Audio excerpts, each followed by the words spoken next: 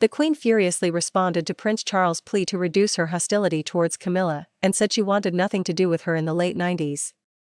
Royal author Tom Bower once claimed, "A gradual changing of the guard is underway at Buckingham Palace. The Queen is slowly stepping back from royal engagements due to her age, while Prince Charles is stepping into the limelight. He and Princess Anne comfortably lead the way in the number of royal duties carried out each year. Camilla, Duchess of Cornwall, is also shouldering more of the burden, meeting world leaders at the COP26 Leaders Summit last week." And Hollywood A-listers of the latest James Bond film premiere a few weeks ago. Royal expert Howard Hodgson told Express.co.uk that the Queen absolutely adores Camilla. But this wasn't always the case. Charles and Camilla tied the knot in 2005, but their relationship dates back to the early 70s. Princess Diana famously suggested that Camilla had played a role in the breakdown of her and Charles' marriage in her interview with Martin Bashir, saying there were 3 of us in this marriage.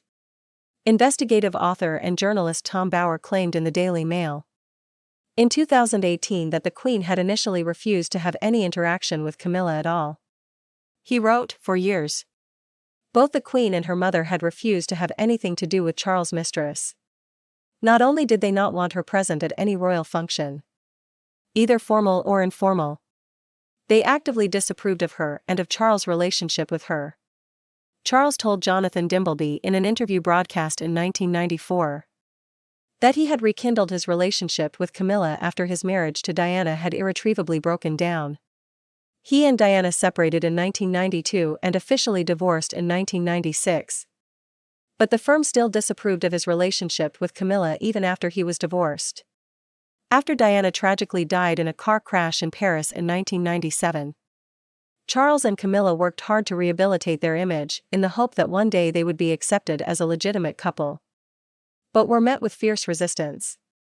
Mr. Bower wrote that Charles became exasperated by what he termed an intolerable situation and confronted his mother about it at Balmoral in 1998.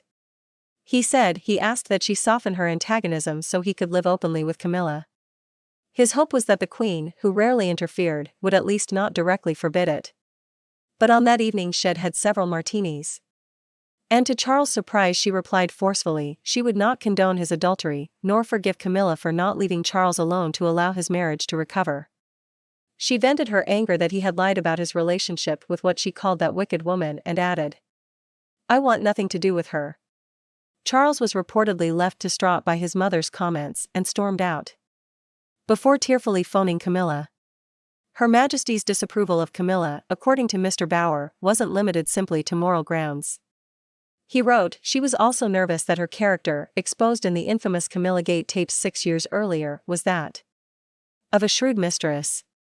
Charles felt his mother had shown that she had little concern for his happiness, and Mr. Bower alleged neither the Queen nor Queen Mother would allow Camilla to even be in the same room as them.